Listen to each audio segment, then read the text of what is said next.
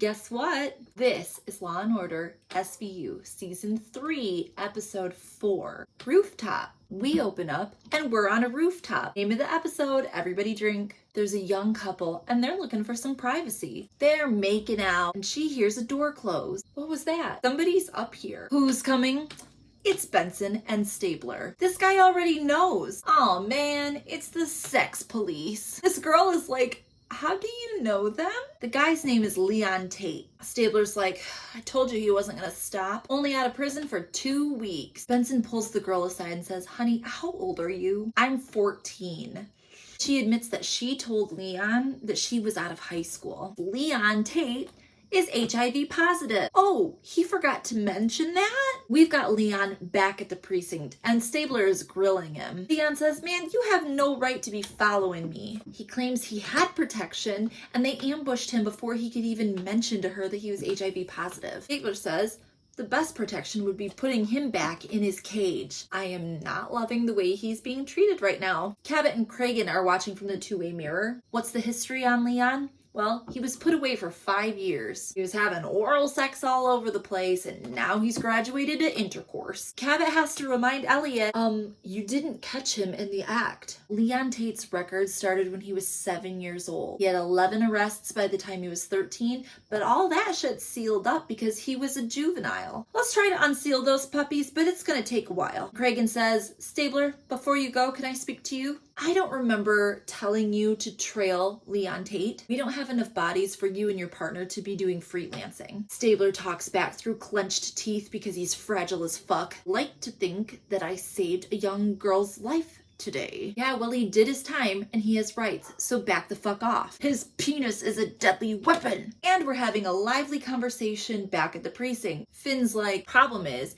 even if a girl lies about her age, it's the man's fault. Munch is like, ignorance is no excuse. Thank you, Munch. What's he supposed to do? Check her birth certificate? In walk in Cabot and Huang. Huang says that based on what he's read, he might be able to make a case that Tate has antisocial personality disorder. They're having a hearing on the case this afternoon, and Stabler wouldn't miss it for the world. We're in the chambers of Judge Elmore. Tate's lawyer is like, this is double jeopardy. He did his time. The judge is thinking about it. And Detective Stabler, how do you know that he was going to have sex with a minor?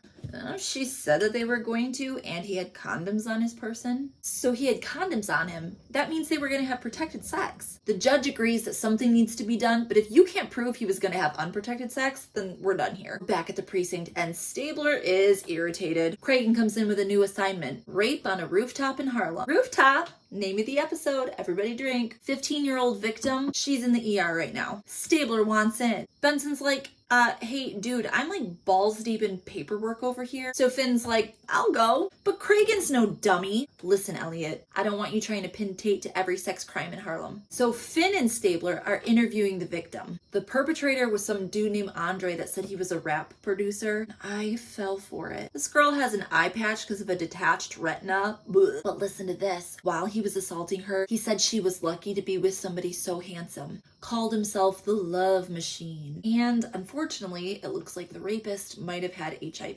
This sounds super familiar to Stabler. Love machine, love machine. Where had he heard it before?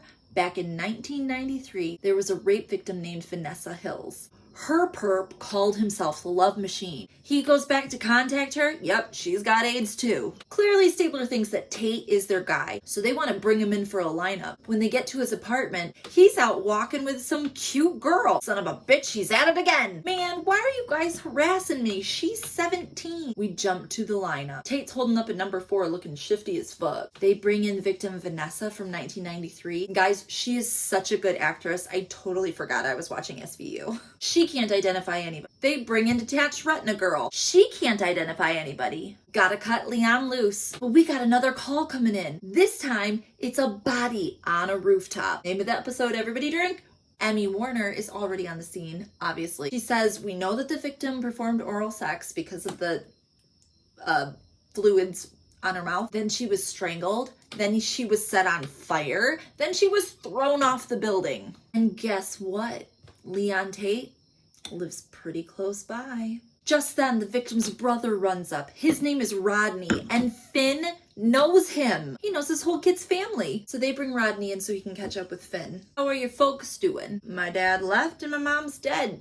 Thank you for asking. It was just me and Aisha. Last time that he saw his sister was the night before when she went out to the library to study. Damn, there are intensely good actors in this episode. Finn tells him they think they know who the perpetrator is. Stabler thinks this one's got Tate written all over it. And Cabot needs to remind him, your gut instinct is not enough. Setting somebody on fire and throwing them off a rooftop, maybe the episode Everybody Drink, does not fit Tate's profile, even if you really want it to. His juvenile records are taking too long to get unsealed, so why don't you go down and just talk to the dude who worked with him? Yeah, this dude remembers him. That kid was a serial killer in the making. His first offense was killing 2 neighborhood pets, and then 5 years later, he torched the facility. Torched? As in fire? We're back at the precinct and Huang is nerding out. Killing puppies and setting fires. That's 2 out of the 3 in the triad of psychopathy. And you know what?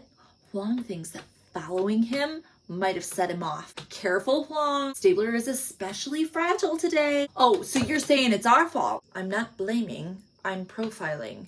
Because that's my job. Stabler and Finn check in with Tate's mom. She doesn't know why he turned out the way he did. She gave him plenty of love. He's also afraid he started doing dope again. He said you guys are dogging him, which is how he got HIV in the first place. We're back at Tate's building and none of the neighbors want to talk. So where else can we go? The rooftop. Name of the episode, Everybody Drink. Stabler and Finn head up and they're shooting the shit about their childhoods. We used to come to the rooftop because all the girls like to hang out up here. Stabler says he grew up in Queens. He would have loved to have a rooftop. Just like this rooftop. And speaking of rooftops, look at this! Stabler climbs a ladder up to the next level. Guess what he finds? Leon Tate, overdosed and dead as fuck. When Emmy Warner gets there, she says that he's probably been dead for about 18 hours. So maybe he murdered Aisha and then went and overdosed. Stabler's being a real dick about it. Sorry, buddy, but it looks like your victims are better off now. Benson gets off the phone. Another rooftop, another body. They show up to this body. Somehow Emmy Warner has gotten there before them. The perp did a number on her face with a brick. Jeez, Leon must have been improvising? Warner says, this body is still in rigor. She was probably killed this morning. Leon's been dead since last night. And this realization hits Stabler. I had the wrong guy. Oh, I should have known. Benson's like, hey, it's okay. You didn't know. No, Benson. Let him go ahead and feel like a dick. He's earned that. We're back at the precinct and Leon Tate's mom is there speaking the goddamn truth. They got tunnel vision, drove him back to drugs, and let somebody get away with like a bajillion murders in the meantime. Okay, step back. Let's get some fresh eyes. What do we know? All the victims were young, Black, good students. None of the MOs are the same, which leads Huang to believe that the perp is very well educated, most likely attractive, easily trusted. Let's take all the living victims' descriptions and put them together in a composite sketch. Finn looks over and sees Rodney there. That brother is pissed that they had the wrong guy. Finn de-escalates, and then we get a phone call. Another body. The new victim's name is Tina, and she was strangled with a shoelace. After we talk to her mom, we find out 2 things. 1, in her room is a paper with a bunch of numbers on it.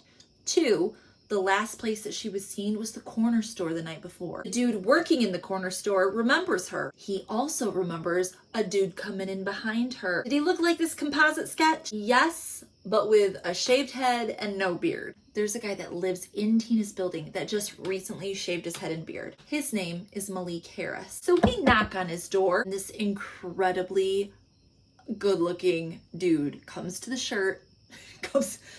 door without a shirt on. Get it together. He's probably the murderer. They head into his apartment where he immediately tells his woman to shut the fuck up and let him know that Tina Dupree was murdered. What? I just walked her home from the corner store last night. And you were here the rest of the night? Malik says, without even looking at her, baby, now you may dialogue. Okay, no, I hate him. She claims they never left the apartment. We've been busy. As they're leaving, once again, Rodney is there. Finn tells him, if you're going to be mad at anybody, be mad at the media. They're not here. We are. Let us do our job. So remember those phone numbers written down in Tina's room? One of them was Malik Harris's number. Cragen's like, Finn, in my office right now. Did you just tell a bunch of people that they should be pissed at the media?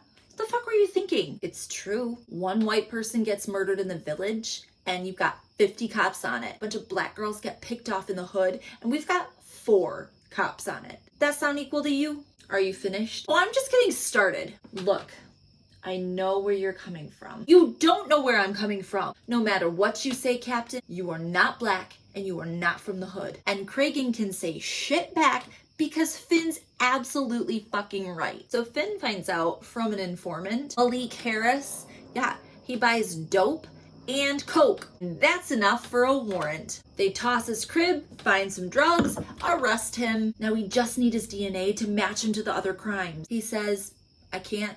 I'm a Jehovah's Witness. He doesn't even have to prove it. Warner can't collect his DNA. On the way out, oops, Finn knocks his glasses off. And then, oops, he steps on the glasses. And they bring the broken pieces to Warner, match the DNA. But you guessed it, we have a problem. They took that DNA way unlawfully, but the DNA is the only thing they have to link Harris to the murders. So now the judge has no choice but to throw out the whole damn case. Just then, Rodney, who's in the courthouse, jumps over and puts Harris in a chokehold. Before they can even separate them, Harris chomps into his arm. Then they arrest Rodney on assault. But guess what?